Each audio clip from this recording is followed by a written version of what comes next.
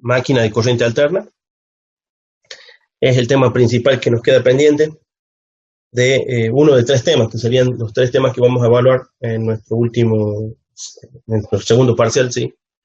Decíamos, motores y generadores de continua, que es la guía que hemos dejado disponible, tiene unos pocos casos resueltos, tampoco son muy difíciles. Por ahí creo que había un error en el último y bueno, me han consultado por ahí en los valores, en todo caso después los podemos verificar, pero no hay mayor problema con ese.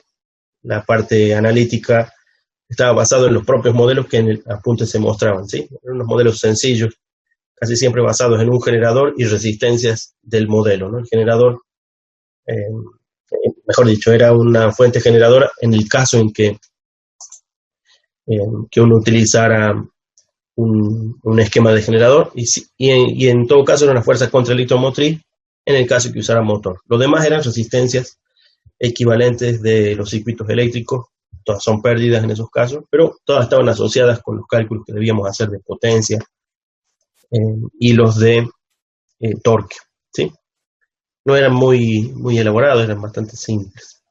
En el caso de la alterna no era tan simple, a pesar de que ese es el modelo simplificado, es el apunte que hemos usado en clase. Ahí teníamos un modelo T de equivalencia del motor o generador. Una vez más, motor generador se distinguía por cuál era la fuente de energía, ¿no? Si la fuente de energía está en el rotor, bueno, es un generador, y si la fuente de energía está alimentando el estator, evidentemente se trata de un motor. Salvo por ese detalle que cambian algunos signos en algunas ecuaciones. El modelo en principio está simplificado en el diagrama T, ¿sí? Que hemos estado viendo de él. Y bueno, el apunte que hemos usado de referencia, que está muy lindo porque condensa todo lo que se emplea para los cálculos y supone algunos motores típicos, lo que sí deriva todas las ecuaciones. Y bueno, yo no sé ustedes, pero yo no soy de acordarme todas las variantes de la fórmula.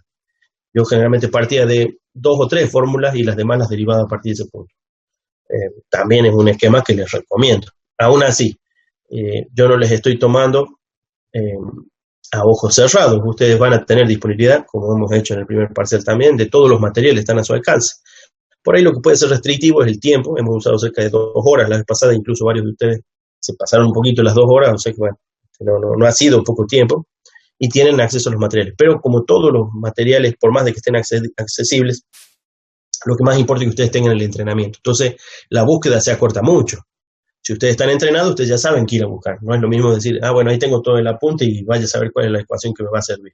Y entramos a buscar y bueno, y ahí perdemos mucho tiempo. Así que sin duda que conviene tener un poco practicados esos ejercicios. En el caso del segundo apunte de los motores de corriente alterna, modelo simplificado para el cálculo, había muchos resueltos, eran relativamente largos. El nuestro de parcial no va a ser tan largo, va a estar sí orientado a obtener el modelo, es decir, para obtener el circuito equivalente, ¿sí? Va a estar orientado al circuito equivalente. En el circuito equivalente, ese modelo T es el que tenemos que sacar los parámetros. En general, una vez más, salían condensados, como en el caso del transformador. Recuerden que esto es como si fuera un transformador con uno de las bobinas rotando, ¿sí? Con el que se llama rotor, evidentemente es el secundario en el caso de ser motor, o es primario en el caso de ser generador, ¿no? Pero tenemos una bobina respecto de la otra rotando. Entonces aparecía un factor extra que era el deslizamiento, esa S que nos aparece en varias ecuaciones y es un factor clave, ¿sí? Así que siempre está de promedio el valor del deslizamiento en función de un valor de un punto de trabajo, de una velocidad de trabajo. Si la velocidad de trabajo es explícita, ya pueden ustedes calcular el deslizamiento. Con el deslizamiento resuelven todas las ecuaciones, o la mayor parte de ellas, potencias, torques, tensiones y corrientes, ¿sí? En general, corrientes. Las tensiones a veces se las puede deducir, recuerden ustedes siempre, de los modelos equivalentes. ¿Cuánto cae en cada uno? Depende de la corriente que la circula. Acá cae tanto, se alimentó con tanto, y van haciendo las caídas de tensión y suelen salir como en el transformador, ¿sí? Entonces se emplea mucho el propio circuito equivalente para resolver muchas de las incógnitas, y hay unas cuantas ecuaciones que no hay que dejar de manejar, que son las de torque y las de potencia, que son relativamente particulares, aunque se las puede deducir a veces de los modelos físicos esenciales. Entonces, les recomiendo no dejar de practicar, especialmente para la época de nuestro segundo parcial, que en todo caso podemos ver un poco de la fecha. A ver, veamos. que nos queda de clases. Tenemos, ¿cuándo es la fecha última? ¿Se acuerdan ustedes en el calendario de examen cuál es la fecha última? Creo que es mediados de noviembre, ¿no? El 13 de noviembre, la última, viernes, termina la clase. 13 de noviembre. La semana del 3. O sea que la nuestra sería el 10 de noviembre. Sí. De acuerdo. Siendo así, entonces tenemos un mes y medio, limpio, un mes y medio para el fin de todo, ¿sí? Lo que significa, veamos un poco. El 10 de noviembre tendríamos el recuperatorio para aquellos que hayan desaprobado el primero o puedan desaprobar el segundo, ¿sí? Espero que no, así no tienen ese inconveniente, pero para aquellos que ya ha ocurrido que tengan que recuperar el primero, bueno, el primer parcial lo vamos a hacer entonces el 10 de noviembre, es decir, la semana de la última clase, ¿sí? La semana de la última clase. En la clase anterior, el 3, vamos a hacer el parcial, ¿sí? Vamos a hacer el parcial, el segundo parcial. En ese sentido, bueno, vamos a estar un poquito jugados con las correcciones, a mí me va a costar un poco, pero vamos a poner un poquito de prioridades para poder entregarle con relativo tiempo para que ustedes, bueno, por un lado, si acaso estuvieran desaprobados, ir al recuperatorio es muy poco tiempo, pero son los temas que corresponden del segundo, ya estarían estudiados, habría que mejorar en los puntos que puedan fallar. Espero que no, ¿sí? Espero que no estén en esa situación. Y los que tienen que recuperar el primero, bueno, lo saben desde tiempo atrás, así que traten de dedicarle a los temas del primero para que el 10 de noviembre les tome ese recuperatorio, ¿sí? El tercer tema que nos queda pendiente y que va en el segundo parcial es el tema del modelo de motor de corriente alterna, ¿sí? Así que ese modelo de motor de corriente alterna, en principio, los puntos que más importan es hacer una especie de reducido de las ecuaciones que están planteadas, o en mi resumen, en notación vectorial, o de Werner-Leonard, que en ese caso sería notación compleja, ¿sí? En ambos casos son defasores, lo que pasa es que están expresados de distinta manera. En la notación mía hay mucha subindexación y es muy crítica la notación de puntos. Hay algunos puntos que significan el producto punto, hay otros puntos que significan la derivación temporal. Entonces hay que tener cuidado con esos puntos, esos no deben faltar y tienen que ser bien claros. Después en todo caso los vamos a ir revisando. Otros puntos en general no los utilizo para no confundir. Por ejemplo, el punto de multiplicación no se usa, lo que quiere decir que la notación tiene que llevar espacios notorios entre elementos para no confundirlos entre sí cuando se agrupan las letras. En la notación compleja, bueno, la notación compleja tiene muchas exponenciales también que podrían ser un poco engorrosas de escribir. De todos modos, eso es lo que vamos a estar viendo en las próximas clases hasta nuestro segundo parcial del martes 3.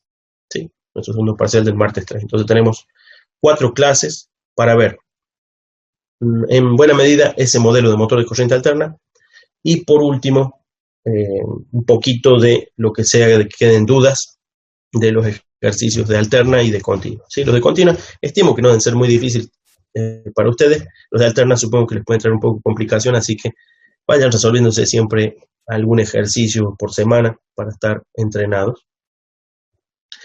Y como siempre digo, en el parcial importaría mucho que la solución analítica esté bien lograda, bien planteada, los desarrollos y las ecuaciones.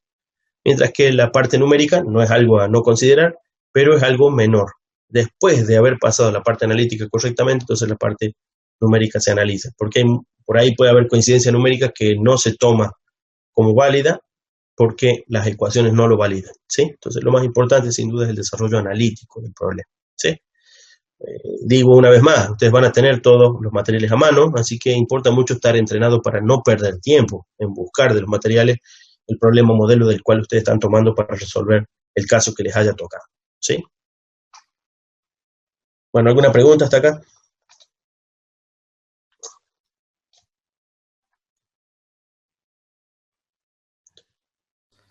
No, profe.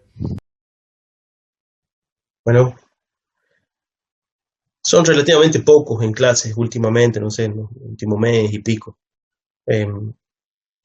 Esos compañeros de ustedes estarán presentes en parcial, pero no en clase. que saben ustedes algo de ellos, saben ustedes por qué hay tan poca gente últimamente en clases. ¿Habrán dejado? No sabemos nada. ¿No? ¿No saben? Bueno, No, ni idea, profe. Igual en varias materias como que bajó el número. no me digas, mira, bueno, Pero no sé, tal vez que entran algunas clases, otras no, o puede ser, sí, sí, sí.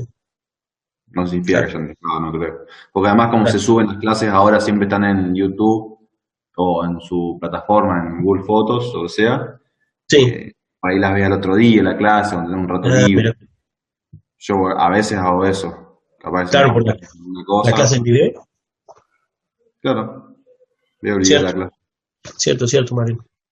Bueno, eh, decíamos, para la entrega de prácticos tienen este mes y medio en fechas de clases, ¿sí? Es decir, a más tardar la semana de la última semana, tienen que ustedes entregar los materiales. Yo les crearé, a ver si estamos aquí, les crearé un trabajo práctico, ¿sí? Donde pueden entregar el proyecto que hayan elegido realizar, ¿sí? Tiene que ser en tiempo de clases, así yo puedo cerrar notas adecuadamente, pues la siguiente semana, no me acuerdo bien si ya es examen o es inscripción, pero de todos modos tengo yo que dar el cierre también para que Maximiliano pueda darles a ustedes la oportunidad que corresponda de las aprobaciones directas si corresponde el caso, y yo la aprobación práctica con su trabajo práctico entregado, ¿sí? Entonces sería la misma semana del recuperatorio, la última para presentar, la última semana en clase, la última semana también para presentar, es decir, entregar. Recuerden que no podemos juntarnos en el laboratorio para que ustedes me muestren, van a tener que subir los materiales como respuesta a un trabajo práctico, suben los archivos, un informe, puede haber, en el informe pueden incluir las imágenes, esquemas, detalles técnicos, materiales, en fin. Y puede haber algún video tal vez demostrativo si cabe el caso, también lo suben como archivo extra, preferiblemente videos cortos o pequeños videos cortos porque son más que un par, como demostración de su proyecto funcionando, ¿sí? A modo de que estoy presente mirando a través de ese video su práctico, ¿sí? Puede llegar a ver, no sé, si es que tenemos algo de tiempo, en algún Zoom que ustedes me muestren esos avances o esos proyectos funcionando, pero no deberíamos dejar de documentar. La documentación es esencial, ustedes me entregan esa documentación para que yo pueda manifestar la entrega de ese proyecto y su nivel de logro, ¿no? No los voy a desaprobar, pero sí sería muy importante que, bueno, que le hayan puesto esfuerzo a su proyecto final. Recuerden que ese proyecto final les va a estar dando a aquellos que tienen que recuperar todavía la oportunidad de superar la promoción práctica, y a aquellos que les falten unas notas, unos puntos en las notas para haber llegado a la promoción práctica, y con ellos tal vez acceder a la aprobación directa con el ingeniero Maximiliano. Eso lo tienen que ver con él, ¿no? Si no me equivoco, ya varios de ustedes han rendido con él la primera parte y no han sacado malas notas, lo cual los habilita a continuar ese paso, ¿sí? Por pronto conmigo, con ese proyecto incluido, a aquellos que les corresponda, bueno, van a tener esa promoción práctica que les he prometido, ¿sí?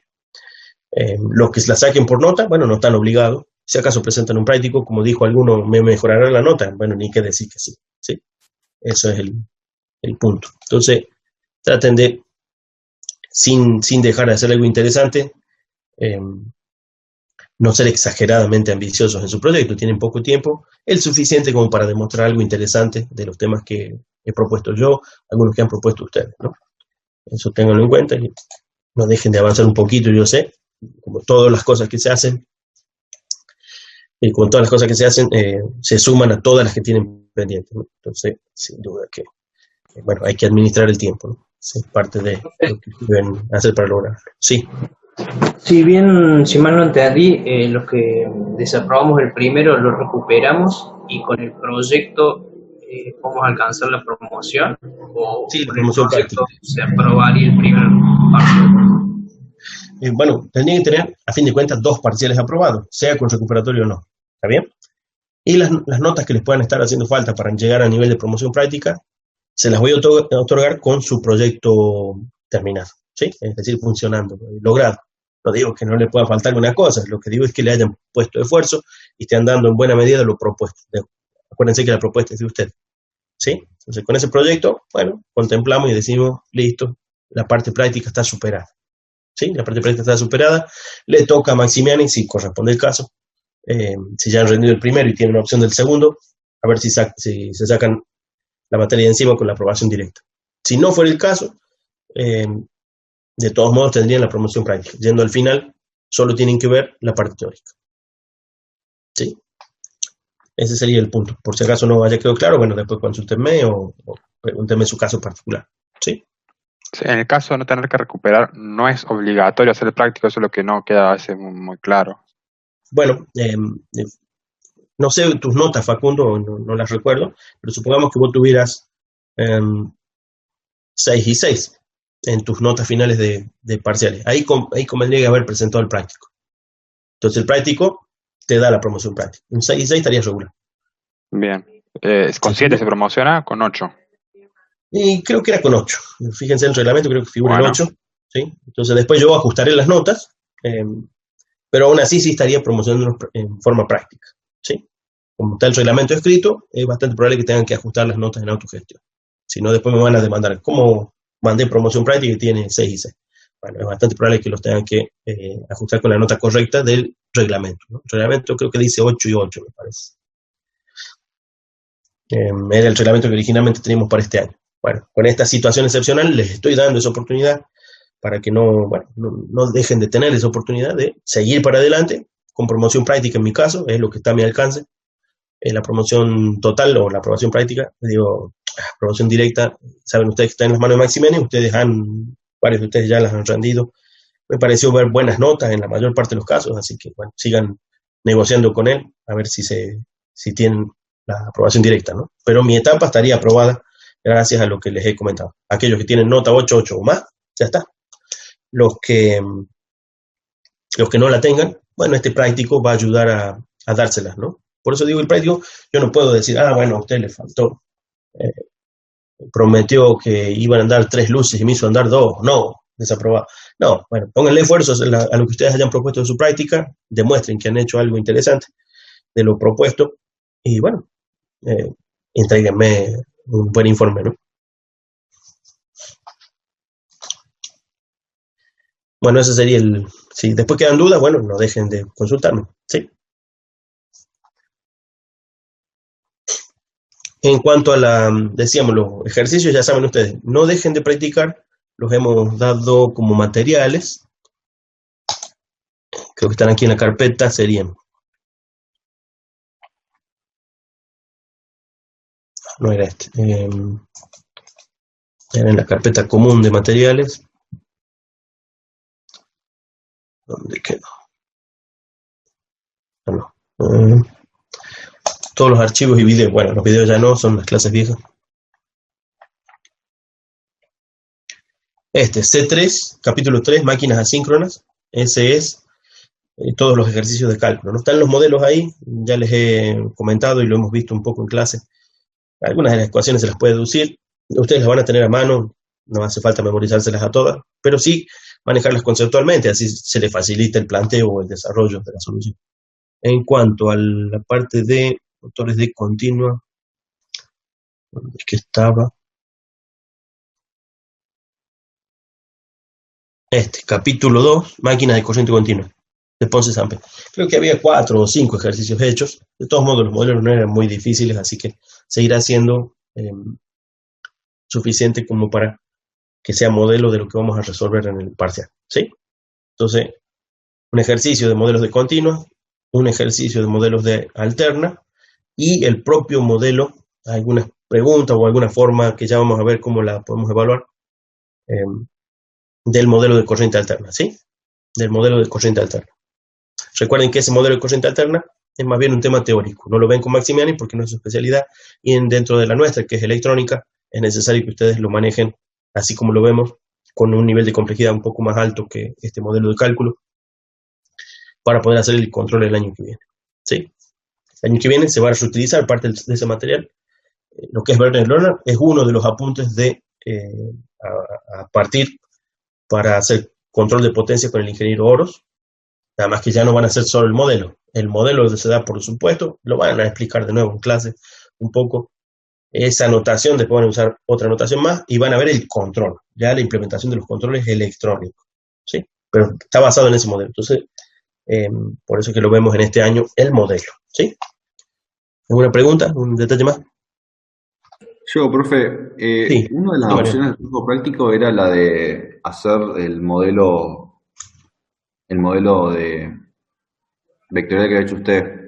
Sí, Eh, era hacerlo, pero no me doy idea de cómo encararlo eso. por ejemplo, hacer el modelo, decís vos. Había Claro, dos o sea, métodos. ¿cuál sea el objetivo? Bien, de acuerdo. Yo cuando lo transcribí manualmente, ¿no? Entonces, bueno, ya sea porque no está acostumbrado, a pesar de que uno usa muchas computadoras, por ahí no informatiza mucho todo lo que es el cálculo, ¿no? Incluso cómo resolvemos nosotros los problemas a mano. Yo no sé si ya les he comentado, pero bueno, ahora no tengo la computadora a mano, cómo se estudia en universidades de Estados Unidos o otras similares, ¿sí? Que por ahí, ahorita nos ponemos a ver ese tipo de cosas. Bueno, ya en secundaria ellos utilizan algo mejor que la HP 50 o la TI 83, 84. ¿Conocen esas calculadoras? Sí, sí, sí. Sí. Bueno, Maquinones. sí, son hermosas. A mí me encantan las máquinas de ese estilo. Eh, ya de grande, acá de profesor de ustedes, recién me he conseguido alguna. Y son máquinas para la secundaria. ¿Sí? Son máquinas para la secundaria. Así que todo ese tiempo nosotros, bueno, lo hemos desaprovechado gracias a que no usamos este tipo de calculadora. Es una Yo calculadora tengo, gráfica en principio, ¿no? Usa la yo HP tengo una 50. de hace más de 30 años Mira, que Jorge. técnicamente se puede programar. Nunca la he usado, no me mentir, no la uso, la tengo guardada. Era de mi tío. Pero Claro. sí, son maquinones. Sí, son hermosas. Bueno, esta es buena, ¿no? La HP 50. Debe haber algunas más nuevitas, pero la HP 50 debe tener 15 años, una cosa así. Y la anterior era la 48G. Tal vez algunos de ustedes tienen o la conocen, la 48G. Fue un clásico, sigue siendo un clásico de HP. ¿Sí? Son calculadoras programables. Bueno, no me tiro la calculadora.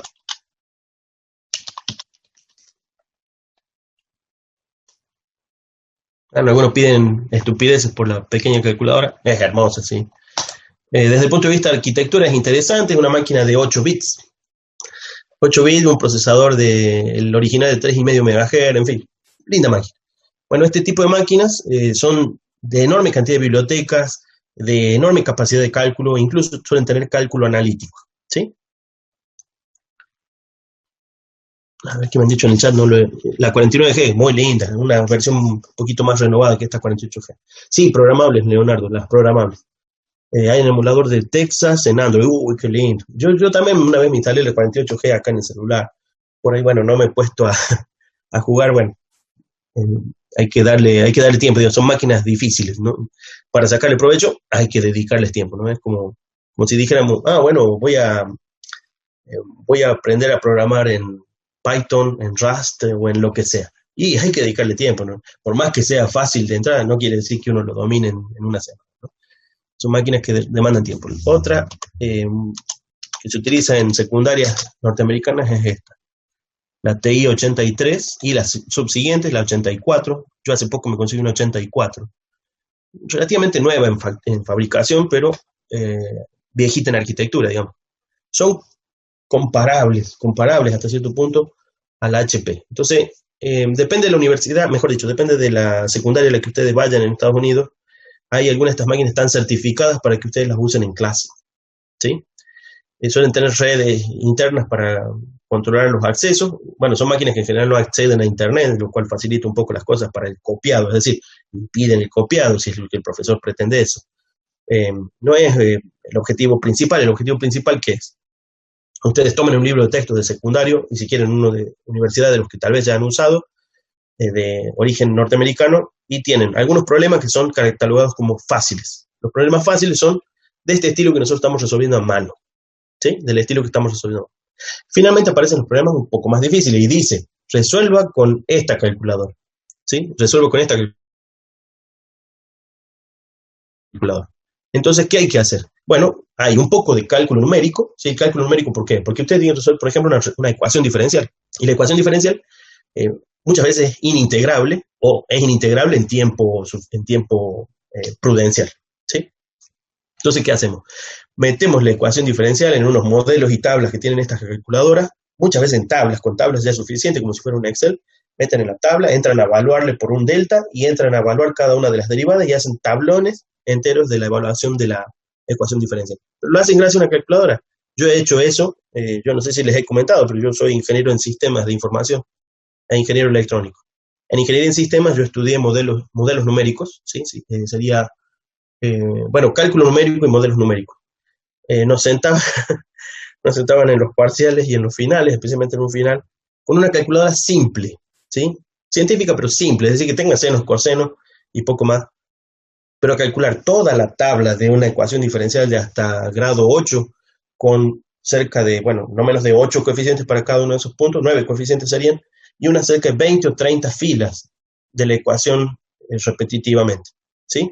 Cada uno de esas celdas de cálculo que estábamos haciendo en papel llevan, no sé, unos 7, 8 cálculos, por multiplicaciones, divisiones, sumas. Es un absurdo. O sea, yo no digo que no lo aprendí, pero es un absurdo. En secundaria le están diciendo a que con este tipo de calculadora, aprenda con la calculadora, después de los problemas simples, pase a la siguiente. ¿Y qué se hace en la siguiente? Se hace un cálculo numérico, o el otro, Mariano, analítico, cálculo analítico. Muchas de estas son CAS, no sé si conocen el término. CAS, bueno, nos va a salir cualquier cosa, vamos a apuntarle mejor.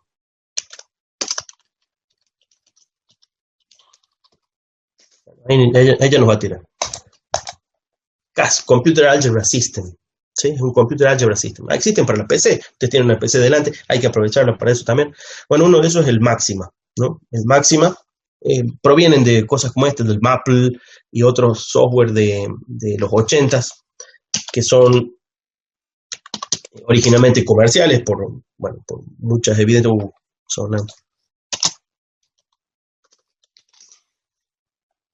Máxima es Computer Algebra System, ¿sí? Entonces, ¿cuál es la idea? Todo este modelo que yo extraje de Werner y le simplifiqué la notación, le simplifiqué una forma de decir, le cambié la notación por vectores, porque yo quería ver los vectores en el espacio, quería darme cuenta que eran vectores, no pensarlos como complejos, que también son interpretables como vectores desde el punto de vista gráfico. Entonces hay dos propuestas en la lista, que son, uno es utilizar un CAS, ¿sí? Entonces usamos Máxima, que Máxima está disponible, es gratuito, es además de código abierto, en fin. Entonces podemos modelar. Yo les mostré una cosa menor que había hecho en parte, a ver si lo tengo a mano, para verificar unas ecuaciones de un libro, y de hecho encontré que tenía errores. Es muy común que tengamos esos errores manipulando a mano. Entonces, ¿qué es lo que haría falta hacer con el modelo? Verificar algunas de sus ecuaciones principales mediante la derivación del máxima. Es decir, tenemos una ecuación que hay que integrarla. La integramos con máxima. Máxima nos va a tirar la ecuación analítica de integración si es posible encontrarla. En general es posible. Son exponenciales o son complejas o son, senoidales y cosenoidales, dan otros senos o cosenos. Maximum Programming. ¿Lo habré puesto ahí? Sí, acá está. Trafo en ayer. Trafo en ayer versión 2. Pero no, eso no era. Perdón. Bueno, estaban las ecuaciones, pero lo había resuelto. A ver. Transformador en ayer versión 3. Acá está. Entonces, yo estaba verificando las ecuaciones porque manualmente las comencé a transcribir, las del libro de ayer. No hemos logrado usarlo en gran medida, lo hemos demostrado solo un poquito con el transformador para encontrar el modelo. Y yo dudaba de una de las ecuaciones que figuraban ahí. La hice manualmente, y bueno, uno a veces duda ahí de si manualmente lo habrás logrado, más si un libro lo está diciendo. Así que, bueno, aproveché el máxima, modelé las ecuaciones, L menos M menos ML, esto es una matriz, a esa matriz le aplicó un coeficiente, este coeficiente es el que salía, de la ecuación del modelo T, del transformador. Multiplico esto por esto, me da esta ecuación. Esta ecuación generalmente no aparece en los libros porque ya es la multiplicación del coeficiente por dentro de la matriz, no aparece nunca así. Le saqué autovalores, autovectores para ver si los resolvía, obtuve una matriz de identidad, hice la diferencia de autovalores, autovectores para resolverla, es decir, resolví el sistema de ecuaciones analíticamente. ¿Sí? Aquí está, fíjense la ecuación final, que es esta, o esta otra, o esta que es la parcial, y cuando hice eso del libro descubrí, que el autor se comió un paréntesis. Casi no es muy notorio porque es una segunda ecuación, como si él quisiera dar un resultado más cómodo para calcular. Le pareció que había un factor común y no era tal. el gamma, este gamma que está simplificado por G, ¿sí? Ya que no lo escribí yo en griego. Entonces logré verificar que no era un factor común, que aparecía en 2 de los términos, no en los 4 términos, entonces no se podía extraer. El autor venía muy bien y solo la última ecuación me sonaba rara, la verifiqué con esto y dije, no, esa ecuación está mal. Se la mandé al autor, es venezolano, está exiliado en Ecuador, un profesor, debe estar en edad de jubilación, ha trabajado en las grandes centrales termohidráulicas de Venezuela, se me olvida el nombre, son de un tamaño impresionante. Él ha dado cursos y clases especializadas en ese tipo de generadores, y entonces ahí están esos modelos. Bueno, y entonces su libro lo ha publicado originalmente, pero es gratuito, él me lo envió en PDF, está disponible también en internet, y yo le comenté de este detalle. Me dijo, un detalle muy fino, dice, no me he dado cuenta, dice. Así que ese tipo de cosas es las que estamos diciendo que podemos hacer con el modelo de Werner-Leonard. Pueden usar la notación de Werner-Leonard, no digo que no, o pueden usar la que yo estuve usando. La mía puede ser que alguna parte no pueda ser representable completamente, porque acá en estas cosas es probable que no se puedan usar completamente los subíndices, ¿sí? A veces las matrices y los vectores están subindexados, pero los estamos usando de manera directa, los estamos llamando por su nombre, y si coinciden en los índices se multiplican de manera directa. La otra sería hacerlo de manera numérica. Déjenme ver a ver cómo lo expresé ahí. Entonces, uno u otro modelo podríamos hacer una verificación de ecuaciones principales. ¿Cuáles son las ecuaciones principales en el modelo motor que estamos viendo? Son, la fuerza magnetomotriz se plantea para las 3 bobinas del estator o del rotor. Luego, uno deriva la ecuación de la inducción magnética en función de la fuerza magnetomotriz. A partir de eso, uno obtiene el campo magnético a partir de la inducción, y junto con ello obtiene, creo que era el modelo eléctrico y el torque, ¿sí? Bueno, esos serían los pasos principales. Bueno, esos pasos son derivaciones entre sí y hay una integración en ellas que yo no hice en mi modelo, sí está hecha en Leonard, ¿no? Entonces uno puede llegar a verificar algunos puntos importantes de ello y se ayuda con la herramienta hace la operación analítica, ¿sí? Entonces le dicen, integre, se pone a integrar, hace la derivada, hace la solución de la ecuación homogénea, la ecuación en matriz, en fin, la resolución de un sistema de ecuaciones si corresponde y así. Entonces uno puede verificar cada paso que Werner-Leonard sugiere, que yo solamente he cambiado la notación en mi resumen, y verificar cómo generamos a partir de los principios básicos, ¿sí? Corrientes balanceadas, fuerzas magnetomotrices desplazadas en el espacio, y tenemos que encontrar la ecuación de torque, ¿sí? La ecuación de torque es la ecuación final. Entonces sería la verificación analítica. O sea, no es hacerla manual, pueden hacerla manual, pero bueno, puede llevarle más tiempo. Y se van a entrenar mucho, pero lo que estoy recomendando es hacerlo con la máquina. En cuanto a hacerlo simulado, esta simulación también es lo mismo, nada más que en este caso uno utilizaría, en el caso de Scilab, estoy usando yo, que es más chiquito y no poco potente. Abrí el equivocado. Scilab Desktop.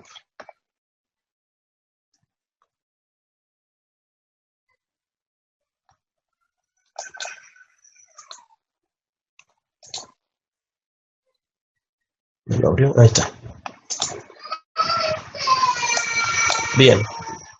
Ahí, por ejemplo, tengo un modelo simple de una ecuación compleja. Si yo la abro, lo tengo como numerador. Yo lo que tengo aquí, fíjense, este bloque hace un cálculo. Generalmente esto está en el plano complejo, ¿no? Entonces esto habría que escribirlo, con las ecuaciones complejas de Werner-Leonard. Entonces uno puede ir poniendo los bloques que van realizando una operación, después otra operación, es decir, ¿qué entra como estímulo? Y debe entrar la alimentación, una tensión. Entra como estímulo de alimentación, hay un sistema eléctrico que transforma esa alimentación, básicamente en realidad es la bobina del estator, o las 3 bobinas del estator, realizan una operación, ¿no? Entonces, ¿uno qué obtiene a partir de eso? Bueno, como es un modelo equivalente, lo que está obteniendo es una corriente que sigue hacia el rotor. Bueno, esa corriente, ¿qué se opera sobre esa corriente? Bueno, hay una nueva resistencia, en fin, y van cayendo las tensiones.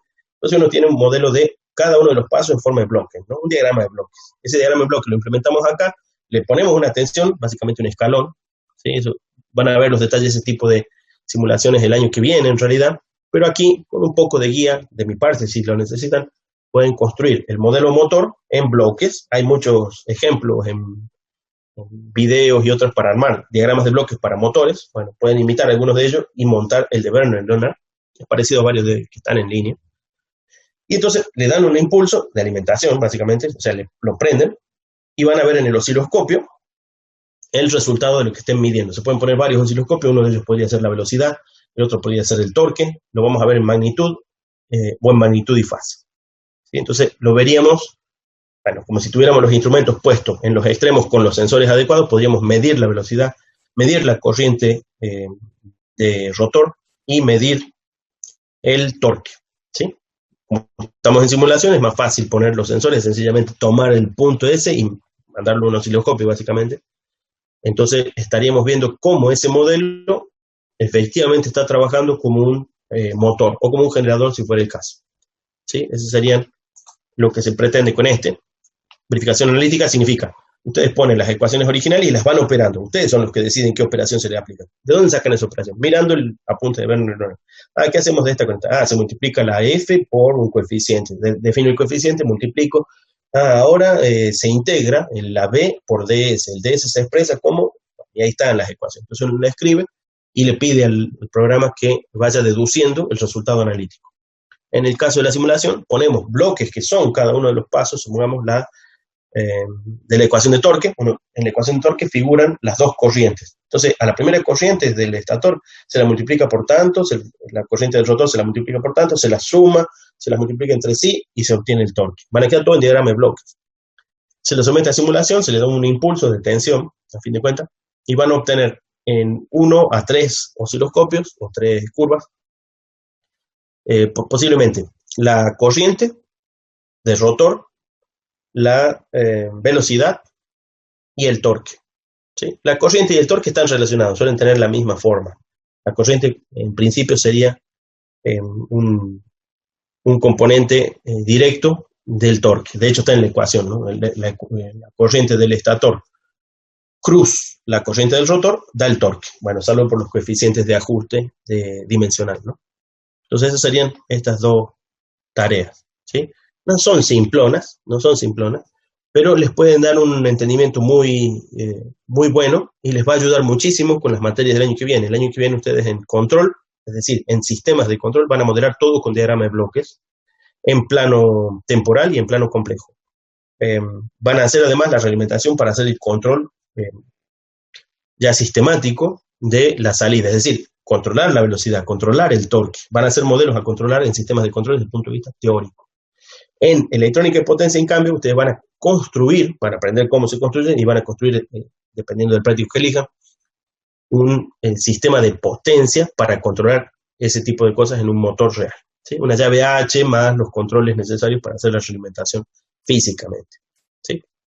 Entonces eso se ve, son dos materias complementarias, sistema de control, la parte teórica, y en electrónica y potencia, la electrónica para implementar lo que ustedes están viendo de conceptos en sistema de control. Las herramientas a utilizar son muy similares a las que estamos usando para esto en este punto.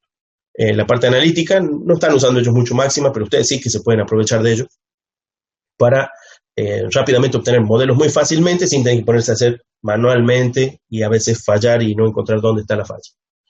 Sí son ustedes los que guían el sistema. Después, la simulación mediante Scilab les va a permitir hacer todo tipo de simulaciones, incluidas las eléctricas puras o las electrónicas incluso, siempre y cuando tengan el modelo, las ecuaciones de modelo, se ponen en forma de diagrama de bloque, pueden simular sistemas, lo que sea, de transistores, de tiristores. El año que viene van a trabajar con tiristores, con transistores, de potencia, con MOSFET, en fin, con un poco de todo, ¿no?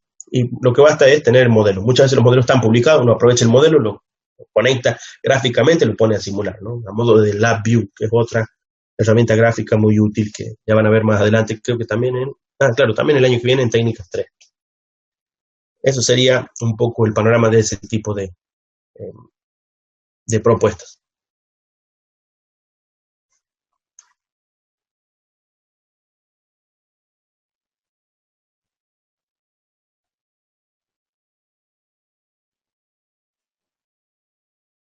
Varios otros son, la mayor parte de estos son de montajes de plantas a controlar. La planta a controlar, bueno, no la hagan menos compleja que una grúa, como las que hemos usado en parciales y prácticas.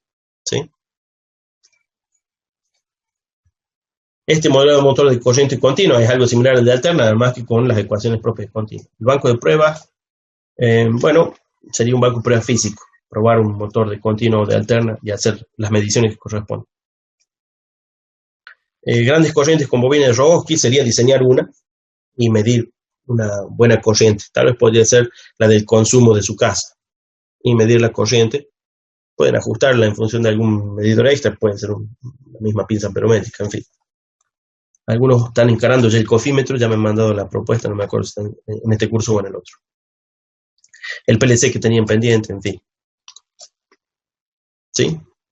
La celda robótica para aquellos que quieren experimentar un poco más allá de lo con un tema industrial, que me parece interesante de que ustedes hagan algo en ello.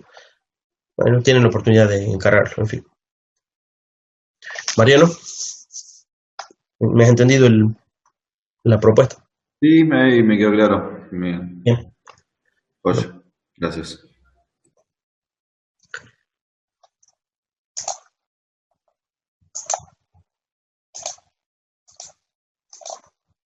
Bueno, ¿alguna otra pregunta? Los temas del parcial. Sí. Vendría a ser bueno, motores. ¿Y hay algo más? Es todo motor, básicamente, ¿sí? El modelo motor de corriente alterna, en notación de Leonard, o la notación que he usado yo, eso es más bien teórico, o analítico, si lo quieren. Y los ejercicios a resolver, que son motores de continuo y motores de alterna. Incluyen los generadores en ambos casos, ¿no? Como un caso alternativo. Esos son los temas. Un ejercicio de cada uno y algo relacionado al modelo de corriente alterna. Vamos a ver cómo lo tomamos. Los ejercicios serían similares a los que están en el libro. Así es. Así es. Bien. Sirven de modelo. De hecho, el de alterna tienen bastantes, así que en todos van a encontrar, si ustedes hacen unos 5 ejercicios de alterna, van a encontrar el patrón típico de todos esos problemas. Siempre se dan datos suficientes de una situación típica del motor y se dan datos suficientes de una situación actual. Están dando a tal velocidad. Eso sí, el torque máximo se da a tal velocidad. Bueno, con esos datos, ¿uno qué arma? Deduce los elementos del circuito equivalente. Siempre son así. Son de distintos puntos de vista, utilizan distintos datos, así que traten de entrenarse con una variedad de ejercicios y se van a dar cuenta de que tienen siempre el mismo esquema. Ese es el esquema que vamos a pedir en el parcial.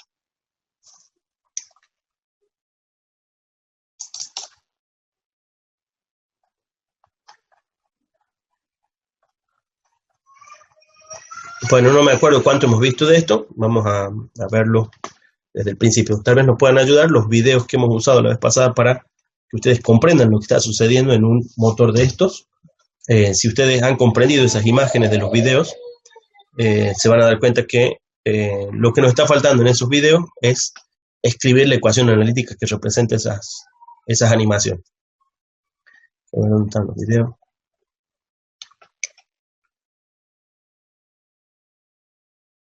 Bueno, a ver si me muestra esto, cómo era.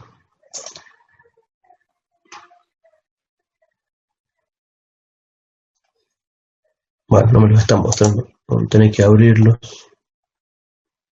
IM-Fill, IM3 fácil. Puede ser este. IM-Fill 3, este también. Oh, no puedo abrirlo.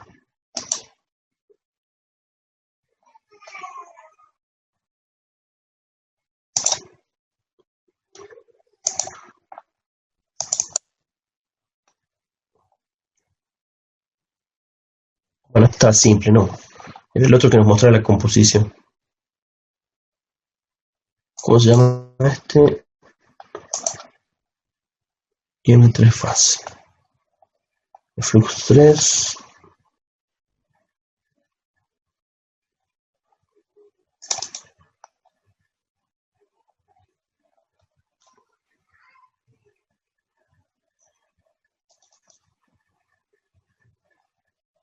Bueno, no los dejé marcados, así que no los encuentro rápido.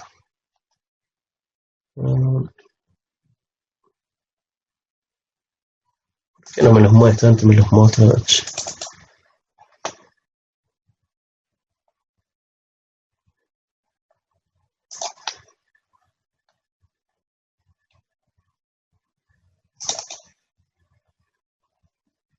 Este era uno. Y este otro, vamos a verlo con este otro. Sí, este era uno. Bueno, es muy similar al otro. Sí, están similares estos, sí. Bueno, a ver si cierro esto.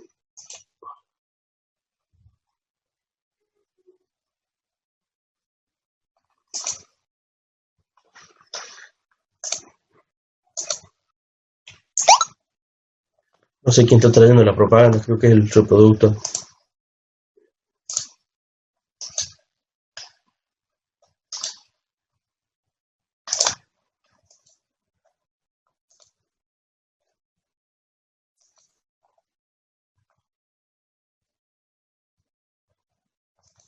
Otra vez.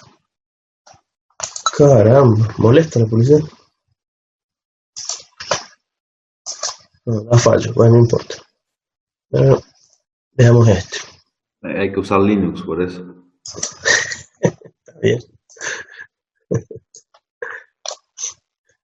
Yo te diría que usar Oberon. Y ahí te dejo en banda. Pero en fin, está bien la recomendación.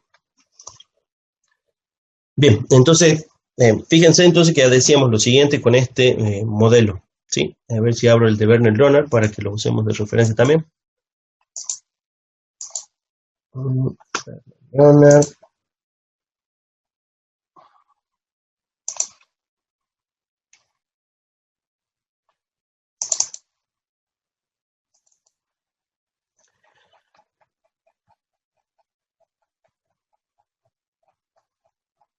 Werner Leonard nos planteaba entonces, primero que nada, que el sistema tiene que estar en equilibrio. O sea, el sistema de corrientes del estator y también las del rotor están en equilibrio. ¿Sí? Si no estuvieran en equilibrio, bueno, hay maneras de corregir las ecuaciones, poner unos coeficientes extra que representen los casos de corrientes desequilibradas. Pero el punto de partida, para simplificar el modelo, era las corrientes equilibradas de un sistema trifásico. ¿Sí? Esto sucede para cualquier sistema trifásico de alimentación que tenga consumos simétricos. ¿Sí? Si los consumos son simétricos, es decir, que siempre están alimentando herramientas simétricas, motores simétricos, me refiero a trifásicos, entonces siempre los consumos serían los mismos. No las instalaciones de varias casas en una manzana, porque en cada una cae una distinta fase y evidentemente los consumos podrían ser desnivelados, que es la situación general, ¿no? Estamos suponiendo que es una instalación trifásica y justo en este motor o generador lo que tenemos es un sistema balanceado, ¿sí? Las tres bobinas son idénticas y por lo tanto tienen el mismo consumo todo el tiempo. Lo que sí están desfasados, ¿no? Desfasados, ya saben ustedes, a 120 grados de tensión, ¿sí? En corriente sucede una cosa equivalente porque después de todo el modelo es lineal, ¿sí? RLC. La C no interviene mucho en nuestros modelos aquí, así que suelen ser RL. Y las L, de hecho, las estamos reemplazando por L's ideales y R's equivalentes, ¿no? L ideal y R equivalente. La R equivalente son pérdidas, ¿no? Generalmente modelan el cobre la resistividad del cobre de los elementos de la bobina. Entonces tenemos un sistema equilibrado. Entonces, si ustedes tomaran los tres cables de alimentación y los unen en un punto, tienen el neutro. Y ese neutro sería ese cero, ¿sí? Tienen el neutro y en el neutro no debería haber ninguna corriente. Entonces tienen que poner la pinza amperométrica en el neutro y no tiene que circular corriente para saber que el sistema está balanceado. Si tienen corrientes por el neutro, que es el caso general de instalaciones, planteadas ya desequilibradas, bueno, entonces el neutro tiene que estar bien instalado, tiene que tener cierta sección para soportar las corrientes que haya en el neutro. Si en este motor que estamos estudiando tenemos equilibrado, ya hemos dicho, si ustedes conectaran los tres cables, las tres fases, van a tener una corriente de cero por el neutro, ¿sí? Ahora, no las tenemos conectadas, no importa si están en estrella o en triángulo, no las tenemos conectadas entre sí a las corrientes. Lo que estamos haciendo es alimentar tres bobinas, y esas tres bobinas, sin importar si están en estrella o en triángulo, no están alineadas, ¿sí? Lo hemos visto varias veces. Tenemos, ¿dónde estaba? Bueno, en este video no está, hay un video en el que veíamos las bobinas, ¿se acuerdan? Estaban desplazadas. Si tenemos mucha suerte lo vamos a encontrar, pero ya me alejé del punto y no me las está mostrando. ¿Cuál era? VectorMovie sin VectorMovie o VectorMovie Plus. Vamos a probar. Tampoco. ¿Alguien quiere apostar?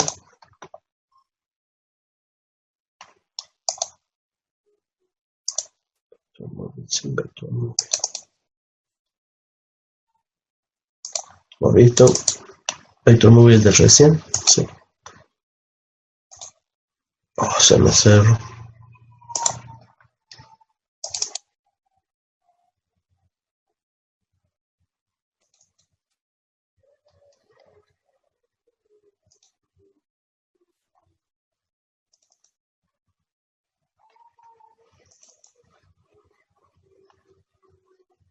Tiene que ser el IM3, pero recién lo abrí y no resultó ser eso. IM3 fácil, tiene que ser este. ¿Por qué no es eso?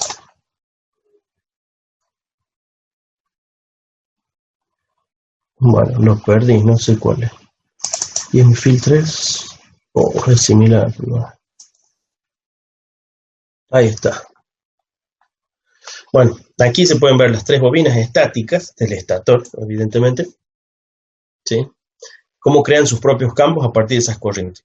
¿Sí? Entonces, si las pusiéramos a las tres bobinas, ¿sí?, simultáneamente en el espacio, ¿sí?, si estuvieran básicamente bobinadas sobre la misma pieza, ¿sí?, es decir, supongamos que la fase B y la fase C las bobinan ustedes sobre la fase A, ¿lo ven? Sobre la fase A.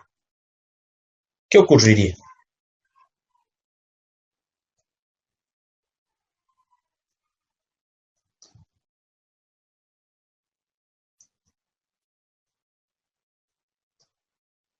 ¿Cómo, profe?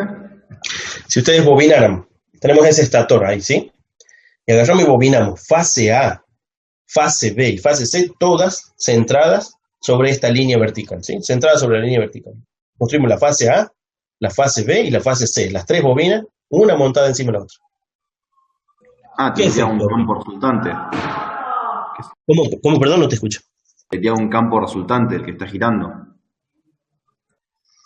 Bueno, sí, hay un campo rotante siempre y cuando estén desplazadas 120 Pero no grados. están desfasadas, claro. Claro, si están desfasadas geométricamente, ¿lo ven ahí? Ven ustedes que están construidas, pusieron una bobina, si fuera fácil de bobinar en un motor, uno haría así, ¿no? Le daría la vuelta de punta a punta al motor. ¿De acuerdo? Luego harían la bobina, ¿cuál es la B? La hacen cruzada a 120. Luego la bobina C, cruzada a los otros 120. ¿Sí? No se las bobina así, pero es para que ustedes se den una idea, digo. No sé si se han hecho la idea de cómo es. O si lo han visto en persona, en un verdadero motor. Bueno, pero ¿qué pasa si en cambio de hacerlas así cruzadas, las superpongo todas? La bobino aquí, la bobina A, termino, hago la bobina B, termino, hago la bobina C. Una encima de la otra. ¿Cuál sería el campo resultante? La fase A, Entonces, pero estarían como hay- anulando. La estaríamos anulando. ¿Sí? Porque la suma de las tres corrientes es cero. ¿Se entiende? El campo, recuerden ustedes, si yo ato los alambres de las tres fases, va a circular corriente cero. ¿Sí? Es decir, ese es el punto neutro de una conexión de estrella. Si no estuviéramos en una conexión de estrella, lo mismo estamos diciendo que las corrientes tienen que, si se sumaran, dar cero. ¿Sí? Entonces ahora, yo agarro y me construyo en este estator, ¿sí? Si tuviéramos un estator disponible de un motor viejito ahí, lo ponemos a bobinar y bobinamos solo en el eje vertical bobinamos la fase A. Luego bobinamos la fase B. Luego en la fase C, todo sobre el mismo eje vertical. Es decir, están montadas unas sobre las otras las bobinas. ¿Cuál es el resultado del campo neto que generen esas corrientes desfasadas eléctricamente 120, o si lo quieren, 120 grados en el tiempo? ¿Cuál sería el efecto neto?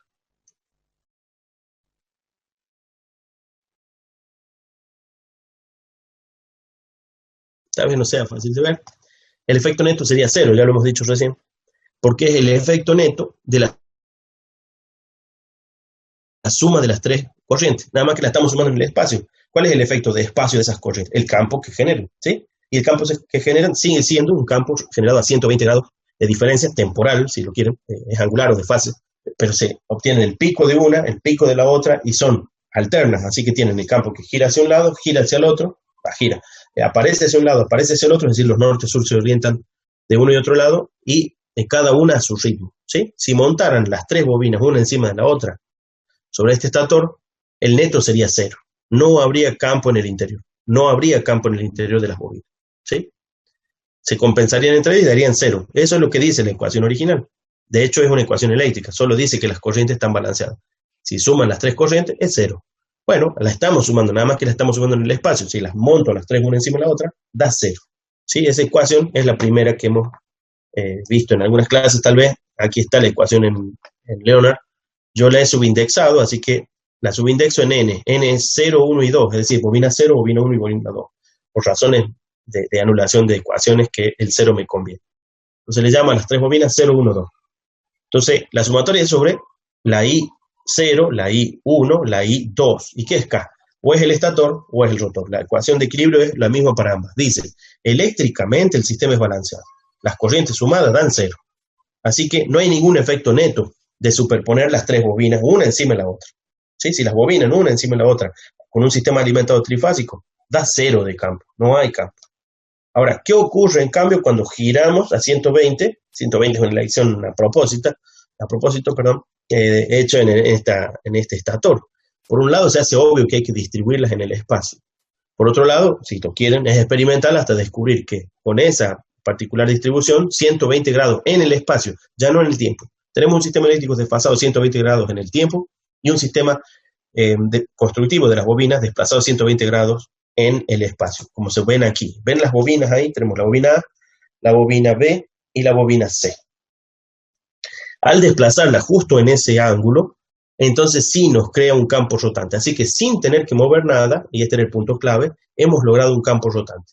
¿Sí? Recuerden que para lograr esos campos rotantes con un motor de continuidad hace falta un colector de delgas que desconecte y conecte la siguiente, desconecte y conecte la siguiente, desconecte y conecte la siguiente. ¿Para qué? Para que el campo vaya rotando. ¿Sí? El campo va rotando, pero gracias a que al girarse un poquito desconectó a la bobina anterior y conectó una siguiente, como si siempre la tuviéramos alineada a las bobinas con, como que así está en el colector de delgas, ¿no? Estamos alimentando una bobina que es fundamental para generar un campo que va a estar girando, ¿sí? Eso es lo que hacemos en un motor de continuo. En este no tenemos la necesidad. Ya hay un generador que está girando en el otro extremo de la línea, en el PEC, no importa con qué lo mueven, puede ser hidráulico, podría ser un motor de combustión en que está moviendo un eje, es un eje de un generador sincrónico y ese generador sincrónico se está moviendo, ya lo hemos calculado una vez, a 50 Hz. 50 por 60 serían 3000, está moviéndose a 3000 RPM. Ese motor o ese eje que mueven con agua o que mueven por un motor de combustión, están girando a 3000 RPM justos. Y está logrando, con imanes en principio, pero en general son electroimanes, es decir, bobinas alimentadas por otro sistema de continuo en general, un campo rotante. Ellos han generado un campo rotante mediante un mecanismo, mediante un eje que gira por un medio mecánico. Y está girando a 3000 RPM. Lo que estamos viendo acá con el campo resultante es ese eje vuelto a reproducir de este lado, ¿sí? Lo hemos generado gracias a desplazar las bobinas 120 grados geométricamente, ¿sí? Recuerden que este es un corte del estator, ¿no? Lo que está en el centro en gris es el rotor. No lo vamos a ver rotar ahora porque no está modelado. ¿Sí? Lo que estamos viendo son que con tres bobinas fijas, siendo que el sistema es un trifásico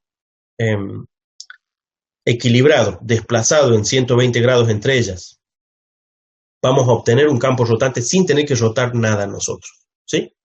Ahora sí, nos podemos abstraer de PEG o de quien sea nuestro proveedor y no nos interesa cómo han generado, pero nos llegan tres corrientes trifásicas desfasadas, ¿no? Un sistema trifásico típico, de 120 grados de fasaje simétrico.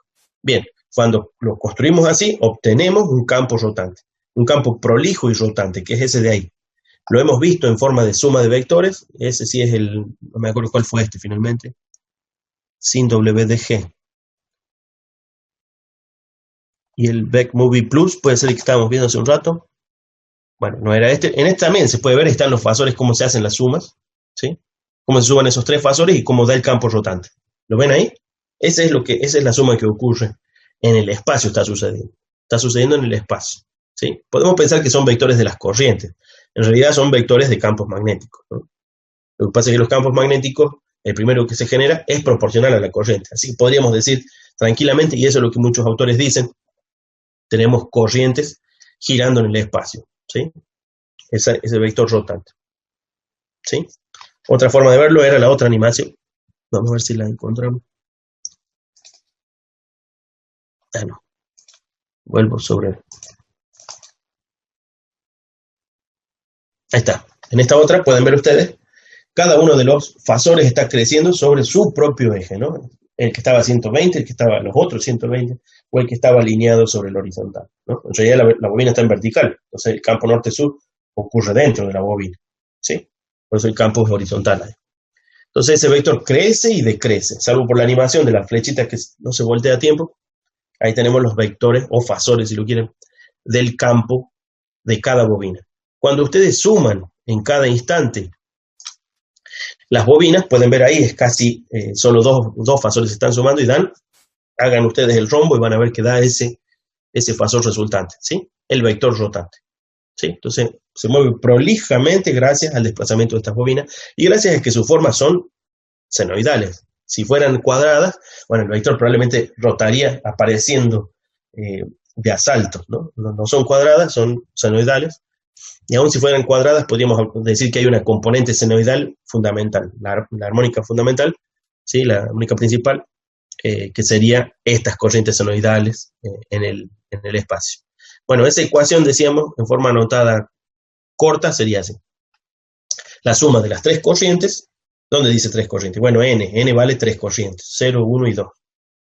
¿Y dónde dice que sea el estator o el rotor? Bueno, dice K. K abrevia o estator o rotor según ustedes lo hagan valer 0 o 1. ¿Sí? Ese es el estilo de la notación que usé yo.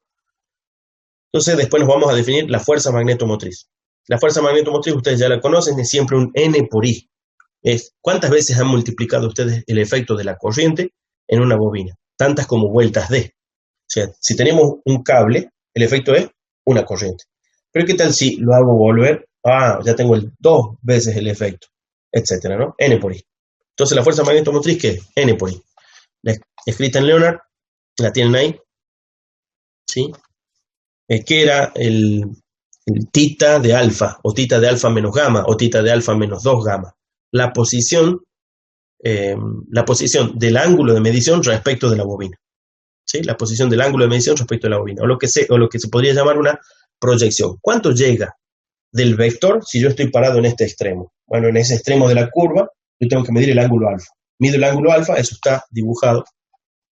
Eso sería un ángulo físico, ¿no? Sí, es un ángulo físico. El alfa es un ángulo físico, es el punto en el que estamos midiendo esa fuerza magnetomotriz.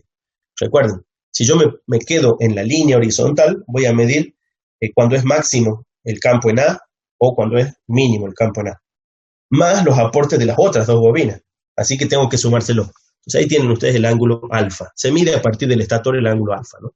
El eje 0, o eje 1 de Leonard, ¿sí? Eje 1, comenzamos a medir el ángulo alfa. El otro ángulo a medir es el ángulo beta. Beta es el ángulo del rotor respecto de su bobina central, ¿sí? El ángulo beta es el ángulo de medición alfa visto desde el rotor, que se lo mide desde el punto de su bobina central. Bueno, está girado, pueden ver que está girado. En este momento que está girando, ¿cuánto difieren uno del otro? En épsilon. ¿Y ese épsilon qué es? Es una manifestación del giro del rotor. Es decir, que si sacamos la derivada de épsilon respecto al tiempo, tenemos la velocidad rotor, ¿sí? Épsilon es el ángulo de giro del rotor.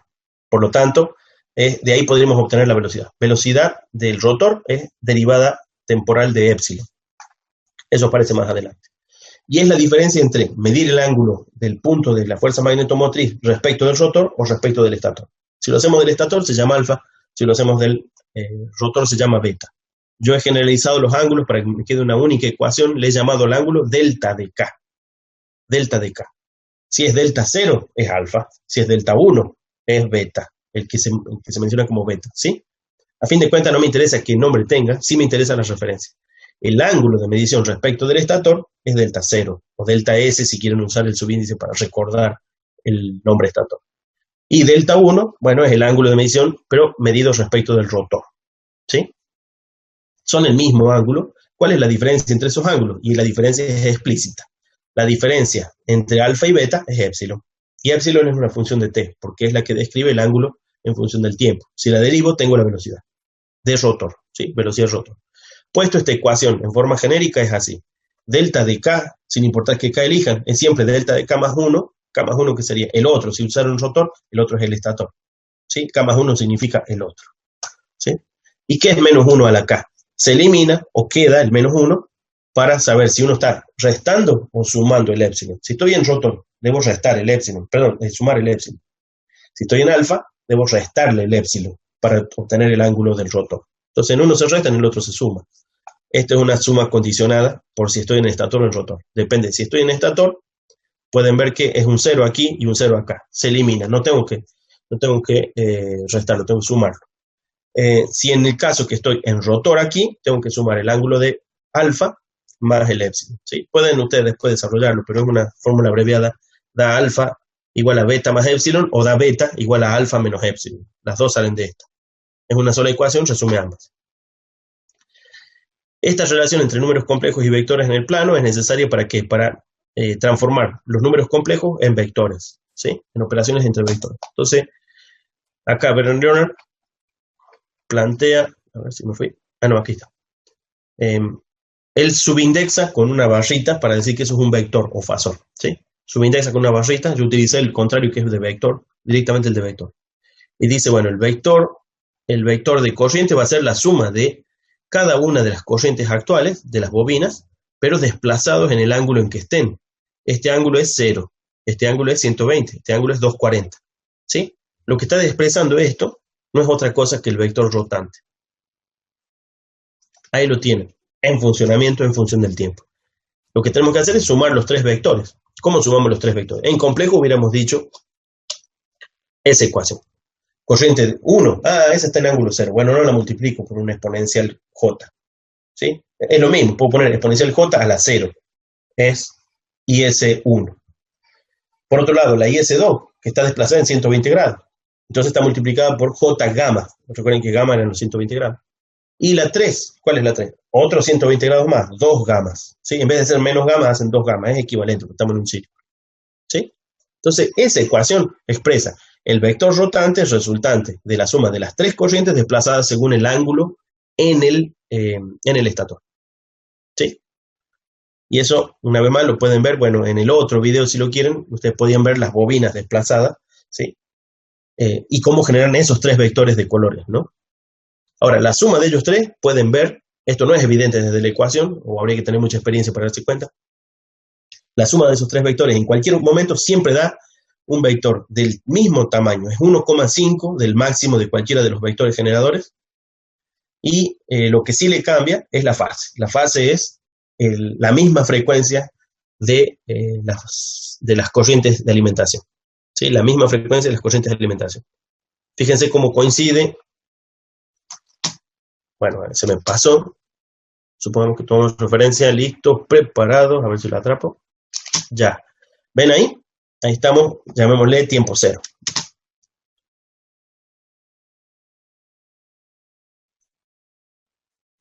Media vuelta, coinciden.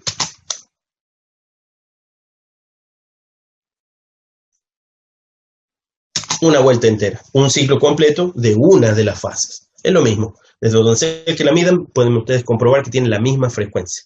¿Sí? Tienen la misma frecuencia en las corrientes que en el vector rotante. Ahora, el vector rotante tiene la siguiente característica. ¿Dónde es que tiene esa fase? No tiene una fase eléctrica de 50 Hz, tiene una fase geométrica de 50 Hz, es decir, que está girando a 3000 RPM. El campo del estator gira a 3000 RPM. ¿Sí? El campo del estator gira a 3000 RPM. ¿Está bien? Esa ecuación es esta. La ecuación de las corrientes en el estator. Corriente de la bobina 1, de la bobina 2, de la bobina 3. Si las sumo, ustedes ya saben que da 0. Entonces no puedo sumarlas. De hecho, no estamos buscando que se sumen. Lo que estamos buscando es sumar los vectores que han generado. Generaron vectores en el espacio. Este está en el eje 0, este está en el eje a 120 grados y este está en el eje a 240 grados. ¿Sí? ¿Se entiende eso? Esta expresión analítica correspondiente a estas tres fasores. ¿Lo entienden?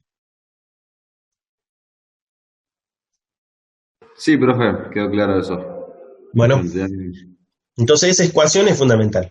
Fíjense que teníamos una suma de corrientes. La suma de corrientes da 0. Pero esta suma de corrientes, ¿por qué no da 0? Bueno, lo hemos visto gráficamente, ¿sí? Es porque están desplazadas. Entonces ya no coinciden los máximos y los mínimos como para que se anden anulando. No se anulan. Da un vector nuevo y rotante. Gracias, Agustín. Aquí es donde entra la notación compleja. obtienen de la compleja esa, obtienen la, ¿cómo se llama? Compleja conjugada. ¿Qué es una compleja conjugada? Bueno, si el ángulo es alfa, el ángulo de la compleja conjugada es menos alfa. Y si este gira para allá, el complejo conjugada gira para el otro lado. O sea que tenemos dos vectores en oposición girando uno contra el otro. Ese es el teorema de, me olvido siempre, disculpen, el de Leblanc, ¿puede ser?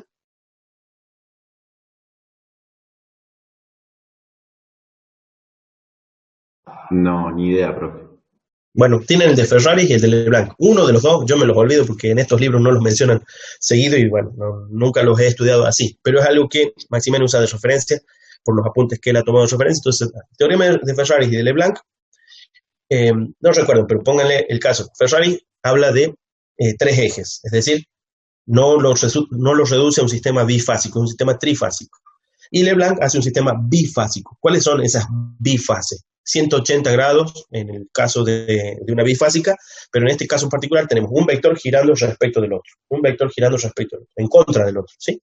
Ese es el ángulo del complejo conjugado. Siempre es el ángulo negativo, es lo único que cambia. El imaginario, recuerden, si cambia el imaginario, lo que cambia es el ángulo. En vez de tener un ángulo positivo, lo tienen negativo. Así que si ustedes crecen en este lado, en el otro lado decrece. O sea, hacen uno en sentido antihorario y el otro va en sentido horario. Repito, el vector complejo conjugado de la corriente rotante es uno girando en sentido contrario, ¿sí? No es en espejo, es con el mismo ángulo pero en sentido contrario, ¿sí? Ese sería el complejo conjugado. No tenemos acá una representación, podrían buscarlo ustedes en algún video de la representación del complejo conjugado girando. Hay representaciones de eso. Por lo pronto yo lo voy a transformar en vector. Para transformar en vector un complejo, ¿sí? Si ustedes, alguna vez les he comentado el asunto histórico de estos complejos conjugados, mejor dicho, de los complejos nacen, no sé, hace mucho tiempo que se sabe de ellos, tal vez cerca de unos 2000 años, pero no se los expresaba como complejo, y cerca de hace unos 500 o poco más, se los comenzó a expresar. Antes se les daba una vuelta, no se usaban los complejos para resolver las ecuaciones simples, en una incógnita con potencias. Hace unos 500 años para acá encontraron los complejos, o los expresaron como complejos. A fin de cuentas, un complejo, ¿qué dimensión tiene? Tiene dimensión 2. Así que cualquier punto en el plano complejo puede ser expresado por un vector al origen. ¿Sí? Por un vector al origen. Entonces, si tomamos cualquier punto complejo como un vector al origen, tenemos el vector A que representa el complejo A, el vector B que representa el complejo B, Y esta suma particular, que vendría a ser una suma de complejas conjugadas cruzadas, ¿sí? A por el complejo conjugado de B, más A complejo conjugado por el directo de B. ¿Sí? Se parece a una O exclusiva. Nada más que esto no es álgebra Boole, pero las ecuaciones de punto de partida se parece por tener una afectación cruzada. La expresamos, fíjense, acá está expresada. Cuando hacemos estas operaciones obtenemos el resultado 2AC más BD, es decir, el resultado está en el eje real. El resultado está en el eje real. No hay ninguna J ahí. Si ustedes operan toda esa ecuación, pueden aprovecharse máxima para ello si no tienen ganas de hacerlo, o pedirle, creo que Wolfram Alpha en línea también lo puede hacer por ustedes. Entonces les va a dar esa ecuación, ¿sí? 2AC más BD. Es una ecuación que está en el plano real. Son números reales, los ABCD, así que da en el eje real, ¿sí? Bueno, es equivalente exactamente a hacer el producto punto entre A y B, ¿sí? Pueden ustedes expresar el producto punto entre A y B, se pueden dar cuenta. Fíjense que A y B se van a expresar como ABCD, ¿sí? AB, vector A, CD, vector B. Bueno, A multiplicado por C, porque tenemos A, B, C, D. Entonces es elemento, A con C, B con D. Lo suman entre ellos, ya está. AC más BD no es otra cosa que el producto punto entre A y B, como vectores. Da un 2, así que da 2 veces el valor de A punto B. El valor 2A punto B. Entonces, esa multiplicación de complejos conjugados da en particular 2A punto B, interpretando a B como vectores, ¿sí? Pueden serlos, solo basta cambiar la notación. Bernard Leonard introduce una proyección modelada por el coseno, ¿sí? Esta proyección modelada por el coseno, no me acuerdo si lo hizo antes. Sí, tiene que haber sido hecho antes. Era esto, ¿se acuerdan? Miren, si tenemos las bobinas distribuidas en el círculo, ¿sí? En la circunferencia tenemos distribuidas las bobinas, ¿cuánto aporta cada bobina? Eso lo podemos ver en esa animación de recién. ¿Cuánto aporta cada bobina?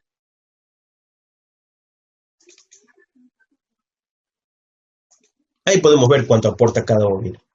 Vemos lo que aporta cada espira de la bobina. ¿Qué forma tiene?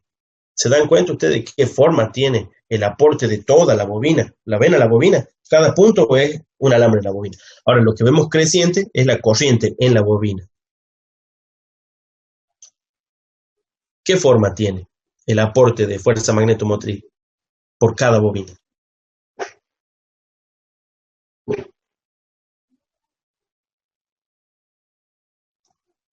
Bueno, si lo quieren, parece una campana. Es más grande sobre el cero de la bobina, es decir, sobre la mitad de la bobina. La bobina es extensa, puesta linealmente. El máximo lo da sobre el centro. Y hacia los extremos decae la suma de fuerza magnetomotriz. ¿Sí? Bueno, eso está modelado aquí por esta curva, ¿sí? Este sería el centro de bobina y estas son las puntas de la bobina. Va decayendo, ¿sí? Entonces, se puede modelar por la fundamental. Si expresamos eso en serie de Fourier, tomamos la fundamental o lo aproximamos por serie de Taylor y tomamos el primer coseno, ¿sí? El primer coseno. Entonces, un coseno ya nos da en el máximo en el cero y decae hacia los extremos. Además, tiene menos 1 cuando vuelve en la parte de abajo, donde se da el menos 1. En el otro extremo de bobina se da el menos 1, ¿sí? En vez de dar el máximo, da el mínimo. Es equivalente a un máximo, pero para el otro sentido. Pueden verlo una vez más aquí. ¿Ven aquí? Fíjense, aquí la corriente está hacia ustedes, saliendo. En el otro la corriente está entrando y está en el máximo, ¿sí? Estamos en el medio de la bobina, ¿sí? Hacia los extremos, ¿qué sucede? El aporte es cada vez menor. ¿Por qué? Porque ustedes si estamos leyendo la fuerza magnetomotriz con un sensor justo en el centro de bobina, el aporte de los extremos es menor, ¿sí? No llega suficiente campo acá, ¿de acuerdo? Eso es lo que expresa ese coseno, ¿sí? El aporte en el punto de medición. Entonces queda una ecuación de este estilo. A ver, ¿dónde estaba? Creo que está antes una vez más. Aquí. Entonces, ¿cuál es el aporte de fuerza magnetomotriz de cada bobina? Bueno, cada bobina estaba desplazada a un ángulo, y respecto del ángulo de medición, si justo alfa coincidiera con 0, bueno, ponemos el coseno de 0, nos da el máximo, es decir, un 1. ¿Sí? Si estuviera justo en el extremo opuesto, estamos midiendo en el extremo opuesto del centro de bobina, nos daría un menos 1, así que da el máximo, pero para el otro lado. ¿Y qué hay de las otras bobinas que están desplazadas, están chuecas respecto de esta? Bien, van a dar el ángulo alfa menos los 120 grados. Va a ser el punto de proyección del coseno que corresponde. Es decir, ustedes están tomando un coseno que está en el costado. Pueden verlo un poco, tal vez, en la gráfica. A ver si la gráfica les permite ver eso. Fíjense, acá tenemos un coseno. ¿Cuánto veo de este otro coseno? Bueno, si yo estoy midiendo justo en alfa, supongamos que alfa está aquí en el 0, ¿cuánto veo en este punto de esta curva? Bueno, es alfa. El alfa 0 de esta bobina estaría aquí, el 0, perdón, de esa bobina estaría ahí. Ahora, si yo estoy midiéndolo desde alfa, que está aquí, tengo que restarle justo 120 grados, ¿sí? Justo 120 grados. Entonces, el alfa corrido 120 grados. Ese es el valor de este punto, ¿sí? Entonces, ese es el aporte que tiene. Nos da el coseno que corresponde. Entonces, lo que tenemos es, todas las bobinas van a hacer su aporte dependiendo de la proyección sobre el ángulo de medición. Proyección sobre el ángulo de medición. Esa ecuación es esta, ¿sí? Bueno, hay una de esas con coseno, pero no la encuentro ahora, está un poquito más adelante. Tita minúscula de alfa menos gamma para la segunda bobina, porque está desplazado 120, y menos 2 gammas para la tercera bobina, ¿sí? Bueno, si eso lo reemplazamos por los cosenos, a ver si estaba el coseno por ahí. Bueno, dice que lo reemplaza, que es esto, pero no la escribió. Creo que sí está escrita en la del rotor. Veamos a ver si la encuentro.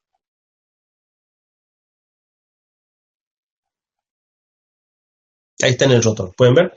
Coseno de, en vez de alfa de beta, beta menos gamma y beta menos 2 gamma. ¿Sí? Bueno, esa ecuación, las dos ecuaciones, mejor dicho, escritas, con el coseno, fíjense, yo puedo expresar el coseno, de hecho lo dice esto el propio Werner Leonard, no es que lo inventó, lo estoy usando para escribir complejos.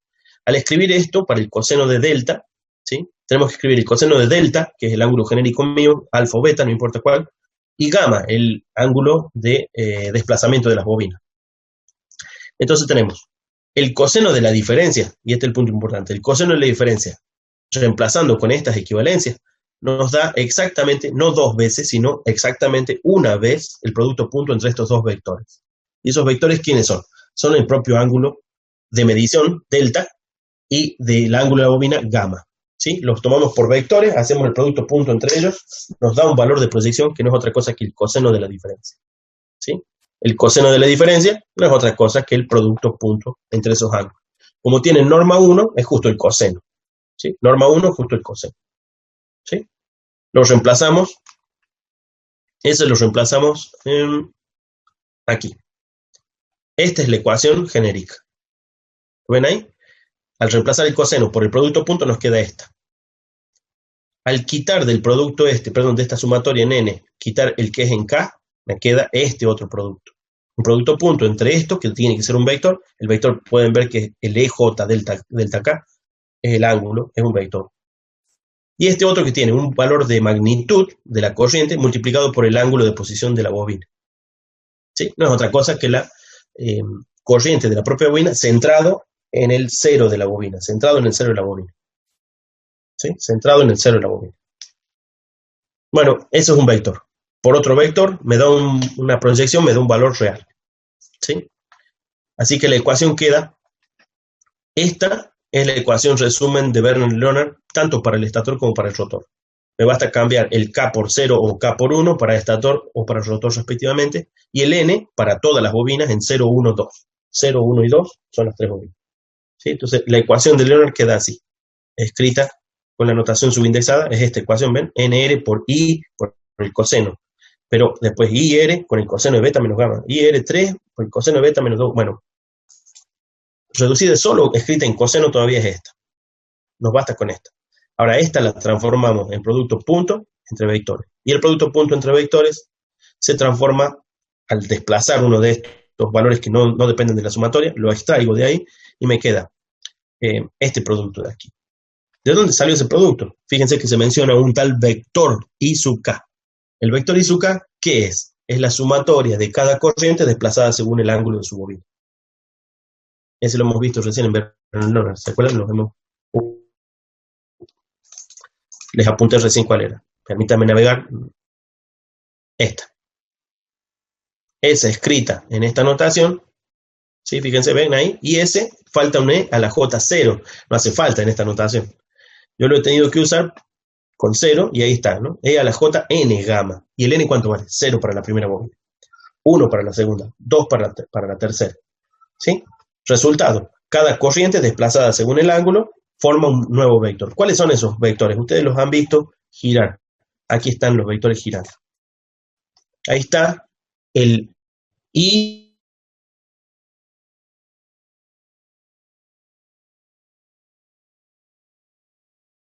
de la meta oscilar. Es 0 o 180. ¿Sí? O es 0 o es 180. Depende del valor de la magnitud. ¿Sí? ¿Cuál es su magnitud? Esa que la ven pulsar. Bueno, ¿qué hay de la bobina B? A ver, la bobina B está en 120 grados. 120 grados va en este sentido. No, bueno, va en el otro, perdón. Ahí la tenemos pulsando sobre su eje. Y la fase C en su eje también. Entonces esa es la expresión de vectores de las corrientes. Este es el vector de corriente A, vector de corriente B, vector de corriente C. La expresión de cada una de ellas sería IK sub n por E a la JN gamma. Cada una de estas es una corriente, ya vectorial. Este vector, ¿sí? Este vector, ¿sí? Es el I sub K. Es el vector rotante. Esta suma con los corrimientos angulares del espacio es el vector I sub K. Este es el vector rotante. Entonces, ¿qué hay que hacer para saber cuál es el campo? ¿Cuál es el campo en un ángulo delta de K de medición? Tomamos el ángulo delta de K, lo usamos a manera de vector, sacamos un producto punto con la corriente vectorial rotante y nos da directamente el valor, bueno, ajustando por NK, de la función de la fuerza magnetomotriz. Esa es la expresión de la fuerza magnetomotriz. Escrito eso en Leonard, debe estar por ahí. A ver si lo encontramos, debe estar. Es esta. ¿Sí? El NS por el IS, este es el vector rotante, y este es el ángulo del vector rotante, y este es el ángulo alfa de la medición. ¿Sí? Esa ecuación, en la notación mía, es directamente esto. El ángulo de medición respecto del vector rotante, producto punto entre ellos, es decir, la proyección entre ellos. ¿Sí? En mi ángulo, ¿cuánto veo del vector rotante? Bueno, si justo el vector rotante se me alinea con mi ángulo de medición, tengo 1. Lo mido completo, máximo. Pero si se me va alejando, me da cada vez un vector menor. O me da un vector negativo cuando está opuesto a mi ángulo de medición. ¿Sí? Un menos 1. Así que es la proyección entre el vector y el ángulo de medición. Lo multiplican por nk y obtienen la fuerza magnetomotriz. Esta ecuación expresa simultáneamente estator y rotor. Son las situaciones que ocurren en ambos, nada más que tienen que cambiar el ángulo. Y expresa el valor en función del vector rotante. ¿Cómo se encuentra el vector rotante? Bueno, es esta suma que está aquí, ha sido predefinida, por si lo quieren ver así, ahí está. Es la expresión de Leonard estirada de cada E a la J ángulo de medición menos el ángulo de posición. Bueno, después seguimos viendo más de esto. Bueno, cualquier otro detalle, consulta o que tengan, bueno, háganmela llegar por correo electrónico. Después vamos a ir viendo si tienen dudas sobre alguno de los ejercicios, podemos llegar a resolverlo un poquito o repasar el punto que esté en duda, ¿sí?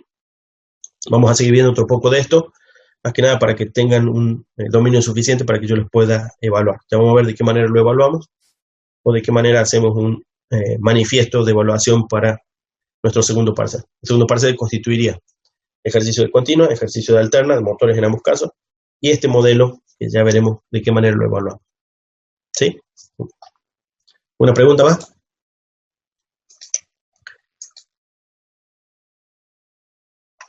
Bueno, buenas noches. Ah, cierto, me he olvidado esto del presente. Pónganlo. Creo que uno se ha ido, bueno, después díganle Bueno, que me mande. hasta luego, Muchas profe. gracias.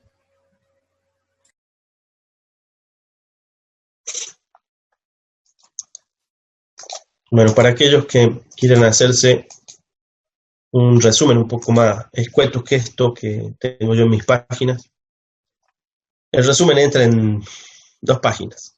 En 2 páginas tienen todo el modelo completo. No es necesario hacer las derivaciones, pero sí el planteo. Supongamos, se parte de esta ecuación, la versión vectorial sería esta.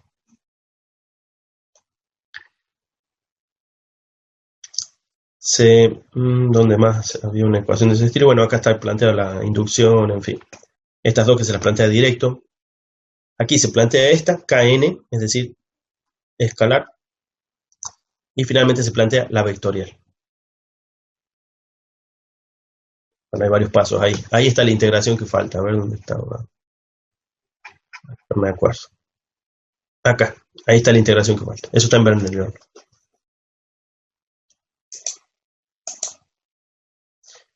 Nos vemos. Buenas noches. Gracias.